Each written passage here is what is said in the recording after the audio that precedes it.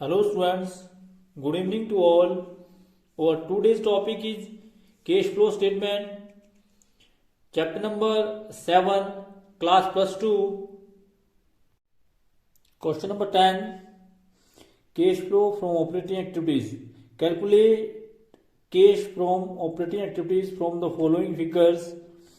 हमारे पास जो है वो 2007 और 2008 का फिगर्स दिया है, जिसके आधार पर जो हमने cash flow from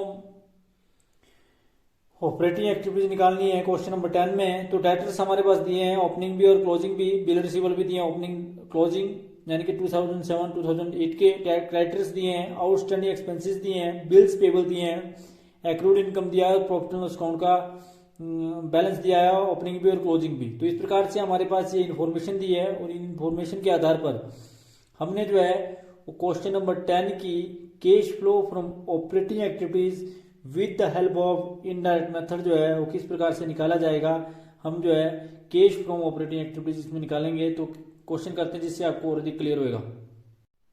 question number 10 में हम जो है सबसे पहले निकालेंगे हमारा कैश फ्रॉम ऑपरेटिंग एक्टिविटीज किस प्रकार से निकाली जाएगी with the help of indirect method. तो पहला कॉलम जो है वो पर्टिकुलर्स का, फिर अमाउंट इन रुपीज, फिर अमाउंट इन रुपीज। तो हमारे पास नेट प्रॉफिट दिया है, सबसे पहले हमारे पास नेट प्रॉफिट दिया है जो 2 साल का दिया है नेट प्रॉफिट। हम जो है वो करंट ईयर के फिगर से प्रीवियस ईयर का फिगर घटाएंगे। तो वो अगर हम 1,80,000 में से 50,000 घटाते हैं तो हमारे पास जो बैलेंसिंग फिगर आता है 50,000 यदि हम घटाते हैं तो हमारे पास जो बैलेंसिंग फिगर आता है वो आता है 1,30,000। तो हमारे पास जो प्रॉफिट आया वो आया जी 1,30,000।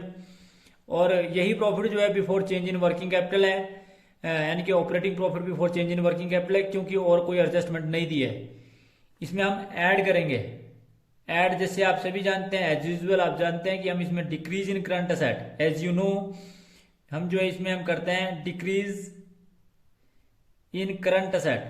जितने भी करंट असेट डिक्रीज होते हैं उनको ऐड करते हैं, और एंड हम इसमें ऐड करते हैं increase in current liability, increase in current liability.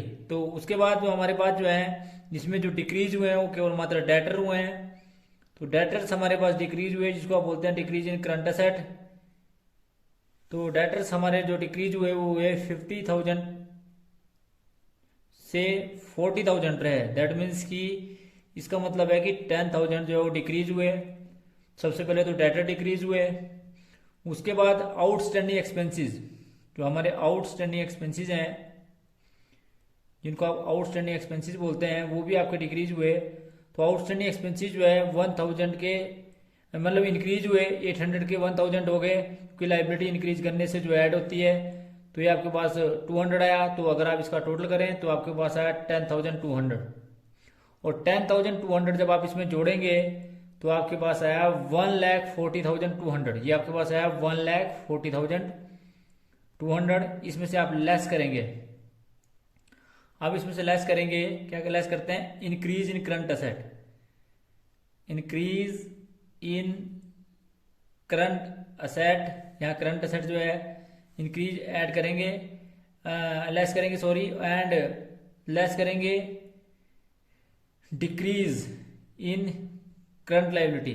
तो इंक्रीज इन करंट असेट में हमारे पास सबसे पहले दिया बिल रिसीवल, बिल्स रिसीवल्स, जितने भी बिल रिसीवल इंक्रीज हुए ये इंक्रीज हुए जी 10,000 के जो है 12,500 हो गए। तो 12,500 में से 10,000 घटाएंगे, यानी कि शुरू में 10,000 थे और 12,500 हो गए। तो इसका मतलब है कि ये आपके पास बढ़े 2,500। उसके बाद बिल रिसीवल के बाद आपके पास बढ़ी accrued income. Accrued income is also current asset जो है, एक्रूड इनकम भी जो है वो बिजनेस का करंट असेट है। तो एक्रूड इनकम भी आपकी बढ़ी। तो एक्रूड इनकम जो आपकी बढ़ी वो बढ़ी जी 7,000 माइनस 6,000। दैट मीन्स कि ये आपकी बढ़ी 1,000 से इंक्रीज हुए। तो 6 से जो है वो 7 हो गए, इसका मतलब है कि 1,000 बढ़े। उसके बाद आपका कोई भी करंट असेट नहीं बढ़ा तो डिक्रीज हुई जी करंट लाइबिलिटी, जिसमें सबसे पहले हुई क्रेडिटर्स। तो क्रेडिटर्स कितने डिक्रीज हुए जी? क्रेडिटर्स हमारे पास जो है वो 25,000 के 20,000 रहे, तो 25,000 माइनस 20,000, तो इसका मतलब है कि ये 5,000 जो है डिक्रीज हुए। उसके बाद हमारी दूसरी लाइबिलिटी जो कम हुई वो हुई जी बिल्स पेबल। हमारी जो दूसरी लाइबिलिटी कम हुई वो हुई जी बिल्स पेबल। तो बिल्स पेबल जो है वो भी कम हुए, और वह कम हुए जी 40,000 से 25,000। 40,000 थे और 25,000 रहे, दैट मीन्स कि ये डिक्रीज हुए 15,000। तो टोटल जो डिक्रीज हुआ वैल्यू वो है जी आपकी 23,500। तो जो आपके पास आया, क्योंकि आपके पास इनकम टैक्स नहीं दिया, तो ये आपके पास कैश जनरेटेड फ्रॉम ऑपरेशन या cash from operating activities, net cash from operating activities भी यही आया। तो आप इसको net cash from operating activities या कैश जनरेटेड फ्रॉम ऑपरेशन बोल सकते हैं, या कैश फ्रॉम ऑपरेटिंग एक्टिविटीज भी बोल सकते हैं। Cash from operating activities, operating activities, तो ये आपके पास आया जी, अर्थात क्वेश्चन नंबर 10 का जो आंसर आया वो आया 1,16,700। ये आपने इसमें से माइनस किया 23,500, जो आप माइनस करते हैं उसको आप ब्रैकेट में लिखते हैं। तो ये था जी आपका क्वेश्चन नंबर 10 की किस प्रकार से जो है वो क्वेश्चन नंबर 10 को किया जाएगा। अब हम अगला क्वेश्चन करते हैं क्वेश्चन नंबर 11, जिससे आपको क्वेश्चन नंबर 11 भी क्लियर होगा। क्वेश्चन नंबर 11 में cash used in operating activities निकालने को आपको बोला है। आएगा मतलब इसमें तो हमारे से पूछा है कि from the following figures calculate cash from operating activities. Balance of profit and loss account दिया, ओपनिंग भी दिया और क्लोजिंग भी दिया है। इसी प्रकार से एक्यूमुलेटेड डेप्रिसिएशन है, डिवेंचर सिंकिंग फंड है, डेवलपमेंट रिबेट रिजर्व है, बिल्स पेबल है, आउटस्टैंडिंग एक्सपेंसेस हैं, क्रेडिटर्स हैं, प्रीपेड सैलरी है, गुडविल है और डेटर्स हैं। तो इस क्वेश्चन के अंदर किस प्रकार से जो है वो cash used in operating activities आएगा, तो हम इसको कैलकुलेट करेंगे। और क्योंकि हमारा इनफ्लो जो है वो आउटफ्लो से कम है, इसलिए इस क्वेश्चन के अंदर जो होगा वो cash used in operating activities आएगा। जब हम क्वेश्चन करेंगे तो क्वेश्चन को करने के बाद आपको ऑलरेडी क्लियर होगा। तो क्वेश्चन करते हैं, क्वेश्चन नंबर 11 करते हैं। Cash flow from operating activities with the help of indirect method, first column particulars, amount in rupees, amount in rupees. तो हमारे पास सबसे पहले नेट प्रॉफिट की बजाय इस क्वेश्चन के अंदर नेट लॉस आया। अभी तक हमने सारे क्वेश्चन जो है नेट प्रॉफिट के किए, ये हमारे पास नेट लॉस आया क्योंकि हमारे पास जो है वो 3 लाख का जो है 5 लाख प्रॉफिट था और वो है 3 लाख ही रहा। इसका मतलब है कि वो जो है कम हो गया। तो आप जो है 5 लाख में से 3 लाख घटाएंगे, 5 लाख में से और 3 लाख घटाएंगे, तो इसका मतलब है कि जो वैल्यू रही वो माइनस में रही, और माइनस में रही 2 लाख, इसको आप बोल सकते हैं 2 लाख। और आप अगर आपने माइनस ना लगाना हो तो आप इसको ब्रैकेट में लिखते हैं, यानी कि माइनस की रकम को हम ब्रैकेट में लिखते हैं, तो 2 लाख। उसके बाद आप सभी जानते हैं इसमें ऐड किया जाता है transfer to sinking fund, add करेंगे आप इसमें transfer to sinking fund, add करेंगे आप इसमें ट्रांसफर टू सिंकिंग फंड। जितना भी सिंकिंग फंड में आपने ट्रांसफर किया उसको आप ऐड करेंगे, और वो वैल्यू आपके पास आई। इस बात का ध्यान रखें कि 1,25,000 में से आपने घटाया 1,25,000 में से 1 लाख घटाया, तो आपके पास वो वैल्यू आई जी 25,000। उसके बाद आपने जो है वो ट्रांसफर किया डेवलपमेंट रिबेट रिजर्व, तो यहां पर भी ऐड करेंगे ट्रांसफर टू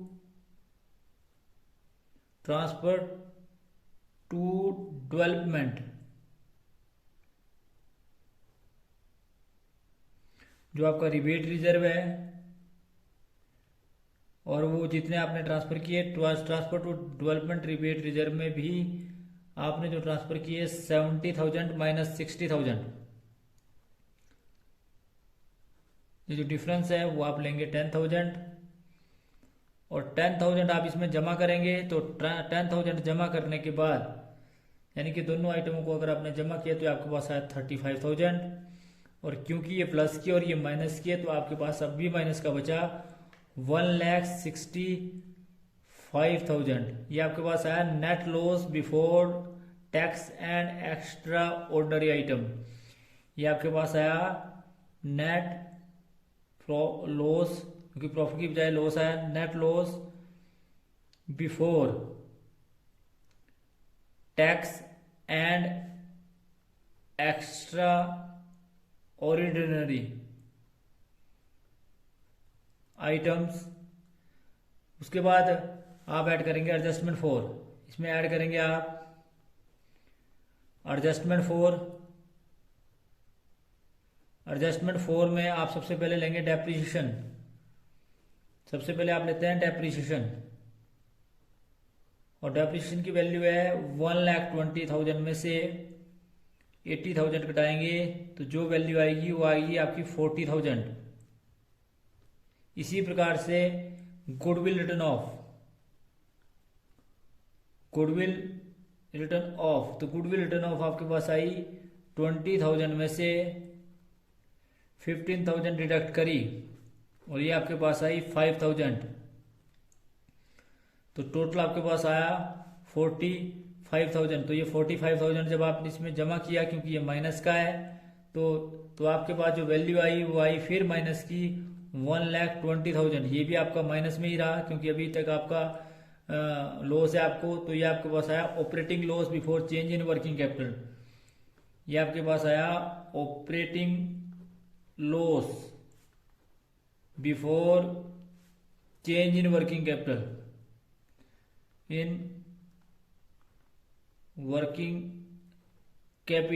तो ये आपके पास आया 1,20,000।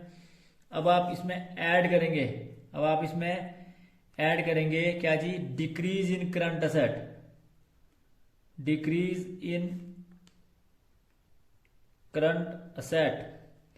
तो डिक्रीज इन करंट असेट में हमारे पास केवल मात्र एक चीज दी हुई है, और वो दी हुई है प्रीपेड सैलरीज, और ये आपके पास है 5,000 में से 2,000 घटा देंगे, 5,000 माइनस 2,000, और ये डिक्रीज हुई जी आपकी 3,000। आप ऐड करेंगे इंक्रीज इन करंट लायबिलिटी, तो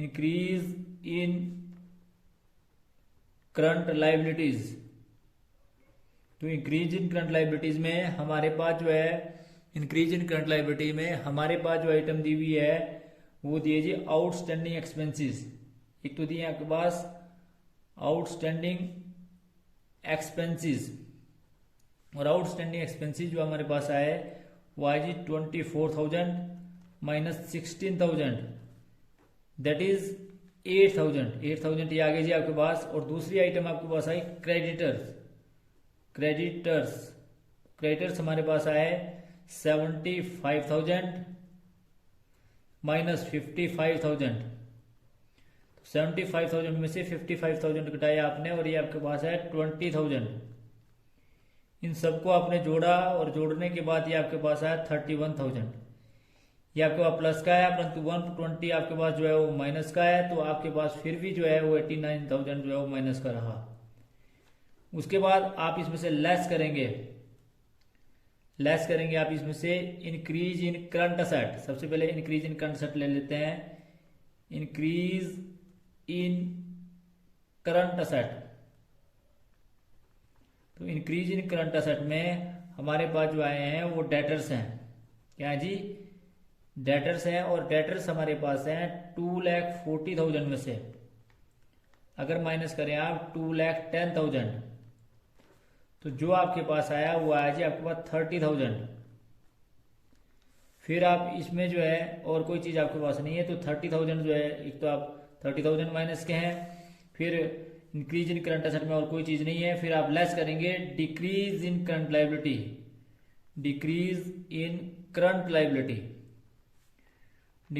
करंट लाइबिलिटीज में आप देखेंगे कि कौन सी करंट लाइबिलिटी डिक्रीज हुई। तो सबसे इसमें जो डिक्रीज हुई वो है बिल्स पेबल, केवल मात्र एक बिल्स पेबल डिक्रीज हुए। तो बिल्स पेबल जो आपके पास डिक्रीज हुए वो 20,000 के 16,000 रहे, दैट मीन्स की 4,000 जो है ये माइनस किया, तो टोटल आपने माइनस किया वो किया जी आपका 34,000। तो दोनों रकमें माइनस किए, माइनस माइनस प्लस हो जाएंगी, और ये आपके पास आएगा 1,23,000 जो माइनस का आएगा, जिसको आप यूज्ड बोलेंगे। तो ये आपके पास आएगा कैश जनरेटेड फ्रॉम ऑपरेशन या cash used in operating activities, क्योंकि इसमें इनकम टैक्स नहीं दिया है तो net cash used in operating activities भी आएगा। Cash used in operating activities, इस प्रकार से ये माइनस में आया।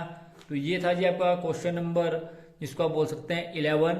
तो क्वेश्चन नंबर 11 जो है वो किस प्रकार से हमने किया, और क्वेश्चन नंबर 10 और 11 को आपको बड़ा डिटेल में मैंने बताया कि किस प्रकार से आपने किया। तो क्वेश्चन नंबर 11 के अंदर आपने एक नई चीज देखी भी, हमने cash flow from operating activities की बजाय हमारा आंसर जो आया वो cash used in operating activities आया और माइनस में आया, तो इसलिए आप माइनस में इसको लिखें, ब्रैकेट में लिखें।